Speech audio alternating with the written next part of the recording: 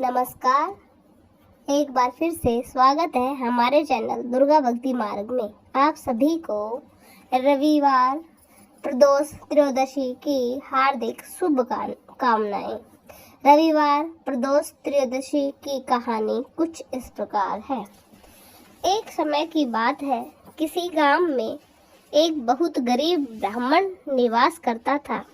उसकी पत्नी नियम पूर्वक प्रदोष व्रत करती थी। एक समय की बात है, ब्राह्मण का पुत्र गंगा स्नान करने के लिए जाने लगा। दुर्भाग्यवश रास्ते में चोरों ने उसे घेर लिया और कहने लगे, हम तुम्हें मारेंगे, नहीं तुम हमें तुम्हारे पिता के गुप्त धन के बारे में बता दो। तब वह बोला, भाइयों, हम अत्यंत दुखी और गरीब हैं, हमारे पास धन कहाँ है। अब चोर बोले, अच्छा तेरी इस पोटली में क्या बंधा है। तब ब्राह्मण का पुत्र बोला, मेरी माँ ने मेरे लिए रोटियां दी है। ये सुनकर चोरों ने कहा, ये बहुत गरीब मनुष्य है, चलो हम किसी और को लूटेंगे। ऐसा कहकर चोरों ने उस ब्राह्मण को जाने दिया। वो वहां से चलते हुए एक नगर में पहुंचा। नगर के पास एक बहुत बड़ा बरगद का पेड़ था। वो ब्राह्मण पुत्र वहीं सो गया।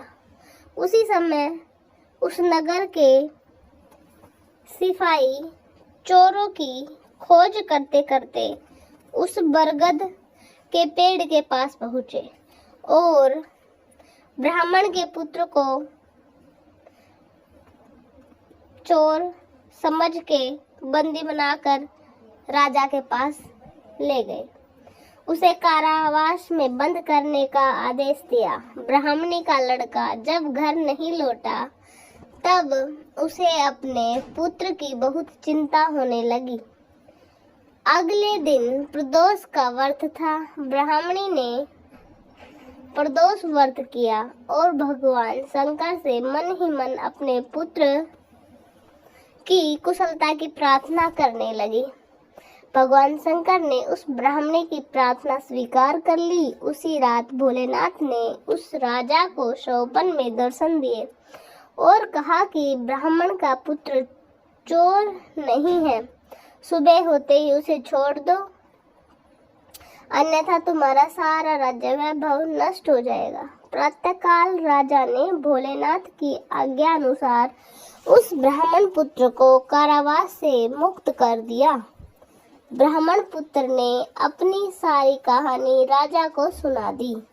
सारा वृतांत सुनकर राजा ने अपने सिपाहियों को उस ब्राह्मण पुत्र के माता पिता को राज दरबार में लाने के लिए भेजा।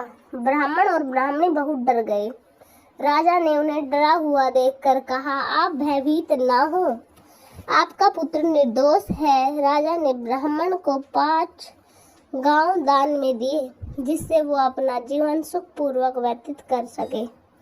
भोलेनाथ की कृपा से ब्राह्मण परिवार सुख से रहने लगा। जो मनुष्य रवि प्रदोष को करते हैं वो सुख पूर्वक अपना जीवन व्यतीत करते हैं।